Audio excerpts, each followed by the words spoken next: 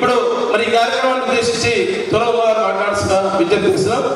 తను తెలంగాణ రాష్ట్ర సమితిలో కాకుండా సమాజం కోసం సమాజ సేవలో తెలంగాణ సమాజం నిస్పృహకు గురైనటువంటి నేపథ్యంలో తెలంగాణ సమాజానికి ఒక దశ చేసేటటువంటి క్రమంలో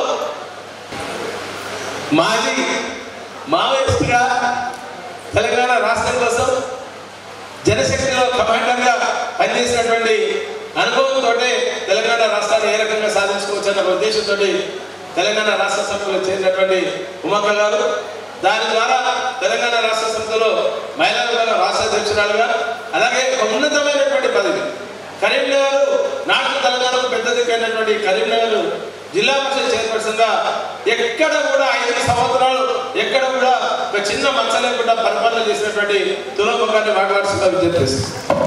థ్యాంక్ యూ అండి. అందరికీ నమస్కారం. నిజంగా మళ్ళా పాత మిత్రులు అందరినీ కలిసినందుకు కూడా కలిసి అవకాశం ఇచ్చినటువంటి కాజం గారికి, సుష్మా గారికి నేను ప్రత్యేకంగా ధన్యవాదాలు తెలియజేస్తున్నాను. ముఖ్యంగా ఈరోజు ఒక ప్రత్యేకత ఉంది. మన గౌరవ ముఖ్యమంత్రి ఉద్యమ నేత కేసీఆర్ గారి జన్మదినం.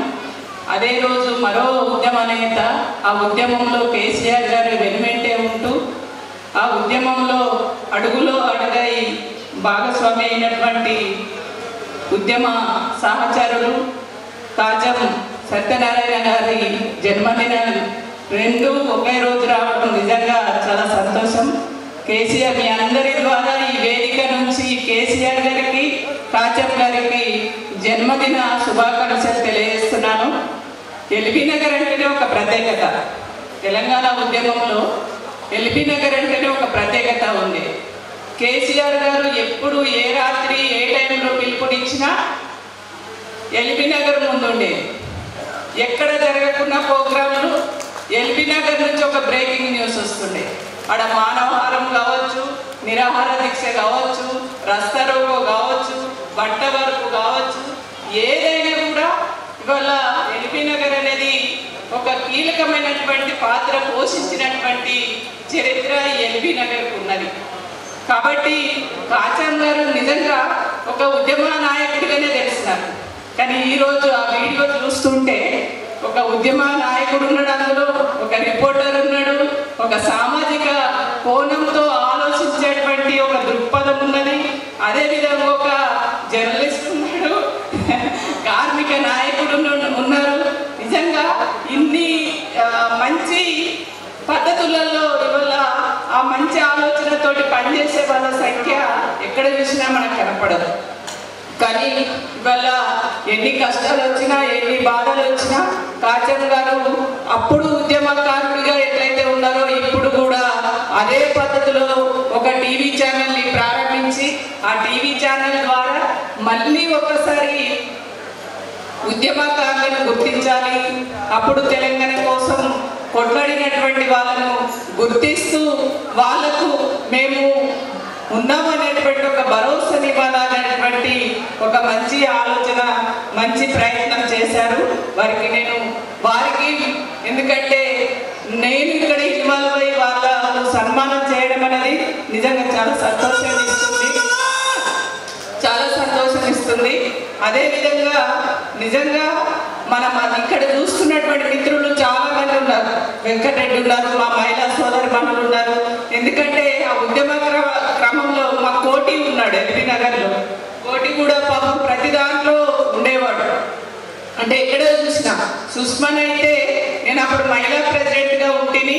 మహిళా ప్రెసిడెంట్గా ఉన్నప్పుడు నిజంగా ఇటు సుష్మా కానీ, మా సుశీలారెడ్డి కానీ, శైలజ కానీ, మా పురుషోత్తమ అన్ననైతే మహిళలంటే చాలు, మహిళలకు ప్రాధాన్యత ఇవ్వాలి, మహిళలకు గుర్తింపు ఇవ్వాలి, మహిళల్ని ప్రోత్సహించాలని మా పురుషోత్తమ అన్న నిజంగా మాకు పూర్తి స్థాయిలో సపోర్ట్ ఇచ్చేవాళ్ళు. నిజంగా మన బిడ్డ శ్రీకాంతచారి అన్నకే కొడుకు కాదు, మనందరి కొడుకు.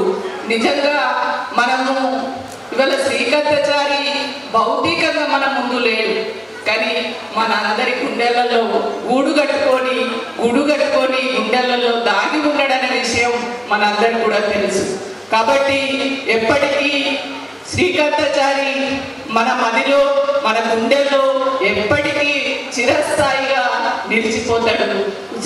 శ్రీకాంతాచారి స్ఫూర్తితోటి మళ్ళీ ఒక ఉద్యమం ఉవ్వెత్తున వేసినటువంటి విషయం మనందరికీ కూడా తెలుసు. కానీ మన ఉద్యమ క్రమంలో కష్టాలు, బాధలు, కన్నీళ్ళు ఎన్ని అనుభవించినా ఆ కష్టాలు, కన్నీళ్ళు, బాధలు అన్నీ మర్చిపోయే విధంగా వల్ల మన తెలంగాణ రాష్ట్రాన్ని ముద్దాడినమన్నటువంటి ఆ సంతోషం ముందు ఆ కష్టాలన్నీ కూడా మనం మర్చిపోవడం జరిగింది. కానీ ఆ కష్టాలను మర్చిపోతూ ఇవాళ వచ్చినటువంటి తెలంగాణను మనం ముద్దాడినాం. మరి మన తెలంగాణ ప్రజలు, తెలంగాణ ప్రజల ఆకాంక్ష తెలంగాణ రాష్ట్రం ఎక్కడైతే ఉండాలని అనుకుంటున్నామో అదే పద్ధతిలో గౌరవ ముఖ్యమంత్రి గారు ఒక తెలంగాణకు ఒక విజన్ తోటి, ఒక దిక్సూచితోటి వారు ఒక రూపకల్పన చేసి దూరదృష్టితోటి ఒక మంచి ప్లానింగ్ తోటి ముందుకు వెళ్తున్నారు. మనమందరం కూడా ఒక నవ తెలంగాణ నిర్మాణం కోసం మనమందరం కూడా ఖచ్చితంగా రేపు భవిష్యత్తులో మనకి ఉద్యమకారులుగా, ఎందుకంటే చాలా మందికి అవకాశాలు రాలేదు. ఏదేమైనా రేపు భవిష్యత్తులో గౌరవ ముఖ్యమంత్రి గారు అందరినీ గుర్తించి రేపు ఈ నవ తెలంగాణ రాష్ట్ర నిర్మాణంలో మనము బంగారు తెలంగాణ నిర్మాణంలో మనలందరినీ కూడా భాగస్వాములు చేస్తారు. మనమందరం కూడా మనం కోరుకున్నటువంటి తెలంగాణ నిర్మాణం కోసం మనం అందరం కూడా ఏకంగా ఉండాలి, కలిసికట్టుగా. అప్పుడు ఒక ఉద్యమ స్ఫూర్తితో ఎట్లయితే ఉన్నామో రేపు భవిష్యత్తులో కూడా జరగబోయేటువంటి బంగారు తెలంగాణ నిర్మాణంలో కూడా మనం అదే స్ఫూర్తితోటి ఉండాలని ఈ సందర్భంగా కోరుకుంటున్నాం.